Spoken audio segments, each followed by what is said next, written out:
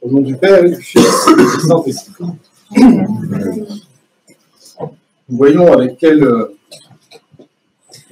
clarté, quel pragmatisme et quel sens de l'essentiel quand même l'Évangile nous instruit. Alors certes, c'est une parabole que nous entendons aujourd'hui et que nous connaissons extrêmement bien, mais tout de même, voilà, le Christ nous soumet la question finalement, vraiment qui devrait nous animer tout le temps, celle qui devrait vraiment être notre obsession, la cause de tout. Cette question, c'est celle que Lévite vient lui poser, et qui dit Maître, que dois-je faire pour avoir la vie éternelle? Parce que finalement, quand même, c'est vraiment tout est-ce que c'est possible que nous vivions éternellement auprès de Dieu? Est-ce que c'est possible? Et oui, on nous le renseigne. Alors comment je peux acquérir cette vie éternelle?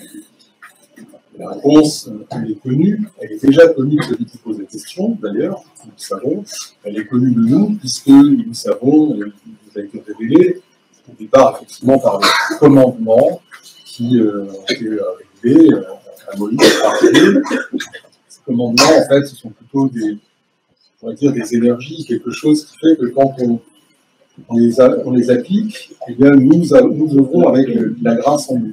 Et ce commandement, c'est le commandement de l'amour, puisque c'est le sujet.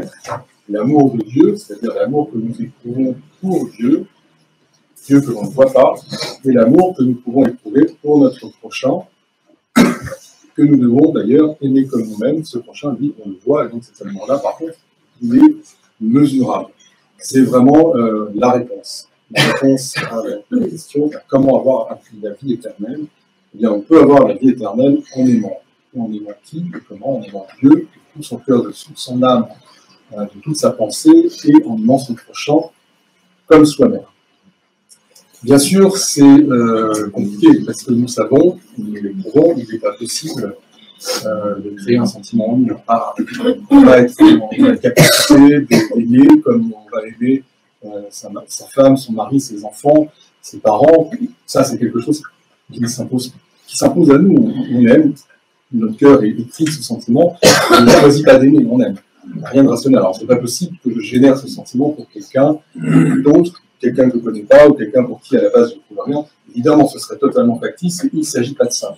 Il ne s'agit donc pas d'un amour comme le sentiment que nous connaissons, mais d'autre chose. Et finalement, pour nous aider à comprendre de quoi il retourne, quand on parle d'amour, eh bien, le Christ donne cette parabole qui, effectivement, est créé par lui pour nous initier à ce que l'on entend par l'amour chrétien, par l'amour, en ce sens-là, cet amour qui sauve. Et nous comprenons assez rapidement qu'en réalité, il s'agit plutôt d'une façon d'être, déjà, nous entendons ressentir de la miséricorde, ressentir, en termes plus modernes, de l'empathie pour celui qu'on va avoir au bord de la route, qui est tombé comme ça, et adopter un comportement qui sera, lui, un comportement qui va manifester de l'amour, c'est-à-dire prendre soin, faire des efforts, aider, se consacrer à l'autre, faire ce qu'il faut, etc. Et même envisager pour plus tard. Vous avez entendu le récit qui est fait. Voilà, en réalité, donc, nous parlons d'un mode d'existence, d'un mode de comportement. L'amour, au sens chrétien, ça va être une façon de se comporter, des choses que nous allons faire, notamment appliquer les commandements. Alors, on va plus loin quand même dans ce mode d'être, parce qu'on peut se dire, évidemment, on connaît les vertus, il faut que je fasse du bien à mon prochain, il faut que je ne mente pas, que je... Voilà, tout ça, effectivement, on le connaît, on peut essayer de l'appliquer, on essaye de l'appliquer, c'est une chose. Mais on va beaucoup plus loin. On va beaucoup plus loin dans, je dirais, les outils, les armes qui nous sont données par le Christ.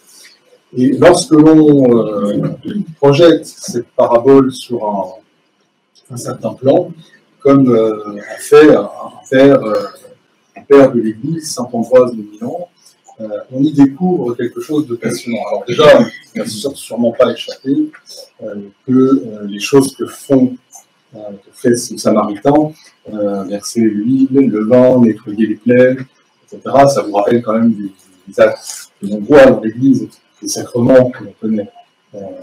Alors évidemment, des sacrements il s'agit de cela. C'est-à-dire que cet homme qui est reçu par les brigands, en fait, c'est évidemment une image de nous-mêmes, de l'humanité, qui descend de Jérusalem à Jéricho, qui est une ville beaucoup plus basse, ça chute en réalité, hein, et elle est évidemment attaquée sans cesse par les brigands. Les brigands sont les démons qui se manifestent par les pensées de ce monde, par la séparation de Dieu, dépouillé de sa ressemblance à Dieu, l'homme est au bord du chemin, dépouillé de la grâce, c'est-à-dire de ses richesses, de ses vêtements, de tout, il est là, blessé, et livré à lui-même. Et il passe la loi et les prophètes qui donnent les commandements, les choses à faire, les prières à faire pour se sauver, mais qui finalement passent à côté du chemin. Pourquoi? Parce qu'ils ne suffisent pas à sauver.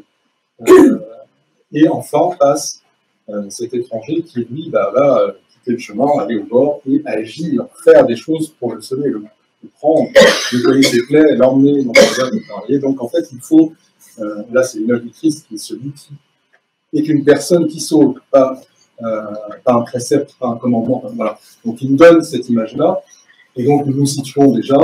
Vous avez compris d'ores et déjà que l'auberge dans laquelle il était conduit, c'était l'église, bien sûr. Et là où c'est intéressant, c'est qu'il lave ses plaies. Les bandelettes, il a un linge blanc, il lave ses plaies. Ça, c'est bien sûr l'allégorie du Saint-Baptême. C'est l'allégorie du Saint-Baptême. C'est le sang purifié et lavé, tout comme le péché, disparaissent lorsque nous sommes immergés dans le Saint-Baptême qui nous revêt en Christ. Ensuite, il verse le vin et l'huile sur la plaie. Le vin, bien sûr, vous comprenez tout de suite qu'il s'agit de la Sainte Communion, au sang et au corps de Christ. Et enfin, l'huile, vous savez qu'il s'agit de l'onction, c'est-à-dire de la descente du Saint-Esprit, la chrismation. Et donc, nous avons cette image qui nous revient, notre père de l'Église, Saint Irénée, qui nous disait Dieu agit toujours par ses deux bras, le Père agit toujours par ses deux bras. Le Christ qui sauve la nature humaine, et l'Esprit Saint qui sanctifie et déifie la personne humaine, chaque personne humaine. Nous avons cette image-là, et ces choses-là, cette action-là, elle nous est transmise après le Saint-Baptême dans l'eau par l'onction que nous recevons et par la communion au Saint-Don que nous recevons également. Vous voyez cette image. Et si on va plus loin que cela, l'ensemble même de ce qui se passe, c'est-à-dire cet acte de guérison qui est accompli par le Samaritain, le fait de verser l'huile et le vin sur la plaie, eh bien c'est ce que nous faisons lorsque nous allons faire le sacrement de l'onction des malades pour demander toute guérison. Vous voyez, c'est donc pour résumer, vous l'avez compris, dans ce mode d'action que nous avons à disposition, il y a la vie sacramentelle, la vie dans les mystères de Dieu, c'est-à-dire la vie dans l'Église. Cette auberge, puis le Samaritain a finalement déposé cet homme en mode de guérison, et pour lequel il a déjà donné de l'argent pour prendre soin de lui plus tard. C'est deux liés qui vont représenter les deux natures de Christ, mais aussi la liturgie et les saints mystères selon saint Ambroise de Milan.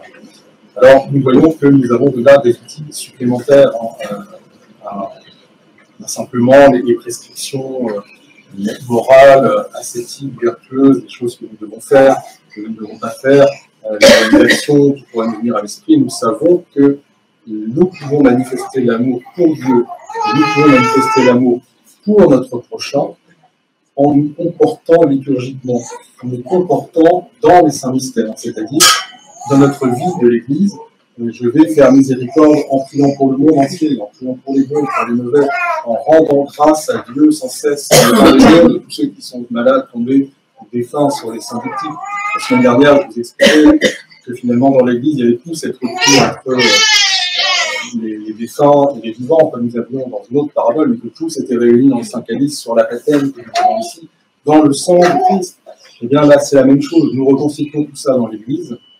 Nous prenons soin les uns des autres à travers les sacrements qui nous communiquent la vie divine, qui nous communiquent l'amour divin et qui nous donnent la grâce de pouvoir nous entraider les uns les autres.